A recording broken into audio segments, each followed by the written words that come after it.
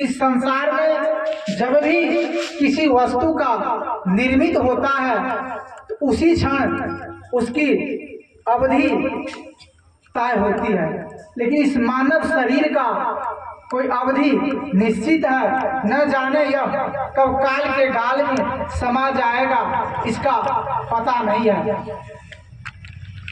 इसीलिए मनुष्य श्रेणी सर्वश्रेष्ठ है। मनुष्य को छोड़कर किसी दूसरे प्राणी की अपेक्षा उनको देखने की क्षमता अधिक है, उनको वजन उठाने की क्षमता अधिक है, उनको दौड़ने की क्षमता अधिक है, लेकिन उसके बावजूद भी वह मनुष्य से कम है, क्योंकि मनुष्य के अंतर्गत मनन शक्ति है, चिंतन शक्ति है और विकसित मन है। इसीलिए तो सदगुरु कबीर ने कहा, मानुष तेरा गुण बड़ा, मांस न आवे काज, हाड़ न होते आभरण, तुचा न बाजन बाज। ए मनुष्य, तेरे अंतर्गत यही मनन शक्ति, यही चिंतन शक्ति तुम्हें मनुष्य की श्रेणी में लाकर खड़ा कर देता है और तुम्हें प्राणियों में श्रेष्ठ साबित करता है।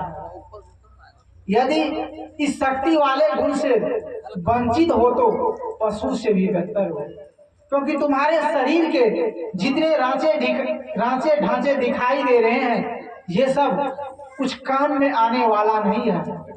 सिर्फ तुम अपने गुण से विशिष्ट हो, गुण से ही जाने जाते हो। इसीलिए बंधुओं, हम लोगों को सत्संग में आना चाहिए। सत्संग में ही मैं कौन हूँ, यह संसार क्या है, संसार से मेरा संबंध क्या है, ये सत्संग में ही बताया जाता है। इसीलिए बंधुओं, हम लोगों को सत्संग में आना चाहिए। इसीलिए सदगुरु कबीर का अमर संदेश याद कीजिए। क्या है सदगुरु कबीर का अमर संदेश? आए हैं सो जाएंगे, राजा रंग फकीर, एक सिंहासन चढ़ चले, एक बंदे जात जंजीर। बंधुओं, ये आना जाना केवल एक लोगों की बात नहीं है। इस संसार में जो भी आए हैं, सबको एक न एक दिन जाना पड़ेगा, लेकिन जाने का रास्ता दो है, एक सिंहासन पे चढ़ के और एक जंजीर में बंद के। ये आपको तय करना है, सिंहासन पे चढ़ के जाना है या जंजीर में बंद के। इसलिए विचारक ने कहा है, अर्थी पे जाने से पहले अर्थ को समझ ले, अर्थी पे जाने से पहले अर्थ को समझ ले, चिता पे जाने से पहले चेतना को जागृत कर ले। तो बंधुओं, ये चेतना कब जागृत होंगे? इसी मनुष्य श्रेणी में। मनुष्य श्रेणी ही सर्वश्रेष्ठ माना गया है। मनुष्य जीवन को पा जाना समझिए सुख की सागर है। संसार के तापों से तापित होकर मनुष्य जब आकुल व्याकुल होता है, तब वह अपने जीवन की समस्त व्याकुलता को मिटाने के लिए, समस्त उलझनों के मिटाने के लिए वह संत के शरण में जाता है, वह ज्ञान के शरण में जाता है, वह भक्ति के शरण में जाता है। इसके अलावा धर्म और भक्ति के पथ में चलने का, ज्ञान और वैराग्य के पथ में चलने का और कोई दूसरा उद्देश्य नहीं होता है। मूल रूप से कहा जाए तो दुखों की आंतरिक निवृत्ति ही धर्म और भक्ति का लक्ष्य है, ज्ञान और वैराग्य का लक्ष्य है। इसीलिए सदगुरु कबीर ने कहा, बहुत दुख की खानी, तब बचिए जब राम ही जाने। बंधुओं, सदगुरु कबीर कहते हैं, बहुत दुख की खानी, तब बचिए जब राम ही जाने। राम ही मानना नहीं कह रहे हैं सदगुरु कबीर साहब, राम को कह रहे हैं जानिए। दुख शब्द का 3 बार प्रयोग किए हैं। दुख दुख दुख, ये 3 दुख क्या है? देहिक, देविक और तापिक, भौतिक। देहिक, देविक और भौतिक, ये जीवन में एक दुख नहीं है, ढेर सारे दुखों से मनुष्य उलझन में पड़ा है। तो इस दुखों से निवृत्ति होने के लिए सदगुरु कबीर कहते हैं, राम शब्द को जानो। मानो नहीं कह रहे हैं, जानने कह रहे हैं। यदि आप जान जाइएगा तो खुद उनके जीवन से आप दुखों से निवृत्ति हो जाएंगे। कुछ लोगों ने समूह बनाकर गोस्वामी तुलसीदास के पास चले दिए और गोस्वामी तुलसीदास से प्रश्न करते हैं, बाबा हमारे जीवन में दुख है, कष्ट है, उलझन है। वेद शास्त्र में दुखों से निवृत्ति होने का रास्ता बताया गया है क्या? गोस्वामी तुलसीदास से लोगों ने प्रश्न किया तो गोस्वामी तुलसीदास ने कहा है, सुरति पुराण बहु कहे उपाई, छूटा ही न तब अधिक अधिक अरुझाई। गोस्वामी तुलसीदास कहते हैं, सुरति पुराण बहु कहे उपाई, छूटा ही न तब अधिक अधिक अरुझाई। इसका मतलब हुआ बंधुओं, लोगों ने दुखों से छूटने का रास्ता तो ढूंढा लेकिन अधिक अधिक अरुझाई। लोगों ने अधिक अधिक उलझता चले गया। फिर गोस्वामी तुलसीदास से पूछते हैं कि आज तक इस संसार में दुखों से छूटने का, आज तक दुखों से कोई छूटा कि नहीं छूटा? गोस्वामी तुलसीदास कहते हैं हाँ छूटा। तो फिर गोस्वामी तुलसीदास कहते हैं, आत्म अनुभव सुख सुप्रकाशा, तब भव भेद भरम सब नाशा। जब तक मनुष्य के जीवन में आत्मज्ञान की उपलब्धि नहीं होगी तब तक वह दुखों से छूटने का रास्ता नहीं मिलेगा। इसीलिए सदगुरु कबीर ने पहले ही कह दिया, आत्म ज्ञान बिना नर भटके, कोई मथुरा कोई काशी। गोस्वामी तुलसीदास क्या कहते हैं, आत्म अनुभव सुख सुप्रकाशा, तब भव भेद भरम सब नाशा। सदगुरु कबीर साहब क्या कहते हैं, आत्म ज्ञान बिना नर भटके, कोई मथुरा कोई काशी। बात नहीं मिल रहा है। इसी बात को भगवान शंकराचार्य के भाषा में कहे तो शंकराचार्य ने कहा है, वदंतु शास्त्राणि यजंतु देवान, कुर्वन्तु कुर्वाणी भजन्तु देवता, आत्मेक बोधेन बिना विमुक्ति न सिद्धन्ते सिद्ध्यान ब्रह्म। वदंतु शास्त्राणि, आप अपने जीवन में कितने भी शास्त्रों का अध्ययन कर ले।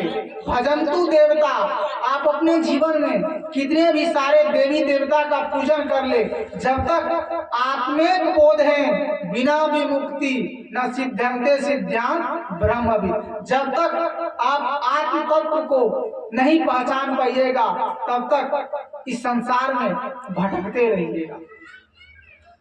भगवान शंकराचार्य भी वही कहते हैं, सदगुरु कबीर भी वही कहते हैं, गोस्वामी तुलसीदास भी एक ही शब्द कह रहे हैं। भले भाषा अलग हो लेकिन सबका किसी न किसी भाव से यह मानना है कि आत्मज्ञान की उपलब्धि कर ले।